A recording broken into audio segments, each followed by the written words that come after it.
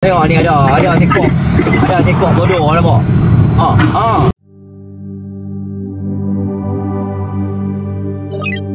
Satu dashcam sebuah kenderaan berjaya merakam detik cemas sebuah Pro 2 Azia tercampak ke bahu jalan selepas terlanggar longgokan batu di laluan kanan. Kejadian difahamkan berlaku di kawasan Lebuh Raya yang sedang dalam kerja pembinaan di mana pihak kontraktor telah pun meletakkan koin keselamatan sebagai tanda amaran. Namun pemandu kereta berkenaan dilihat tetap cuba memotong melalui lorong kanan sebelum kenderaannya hilang kawalan dan melanggar timbunan batu tersebut. Impak kuat itu menyebabkan kereta berkenaan melayang ke sisi jalan dan hampir meragut nyawa pemandu. Insiden ini mengundang pelbagai reaksi netizen. Ada yang menyifatkan tindakan pemandu tersebut sebagai degil dan cuai. Malah ada yang berpendapat pihak berkuasa perlu menambah baik ciri keselamatan di kawasan pembinaan jalan raya. Apapun rakaman ini jelas menjadi peringatan keras agar pemandu lebih berhemah serta mematuhi tanda amaran keselamatan di jalan raya.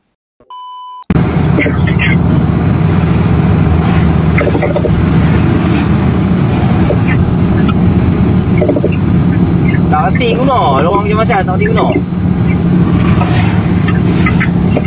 Tengok ni ada tekok. Ada tekok bodoh nampak. Habis hang. Habis.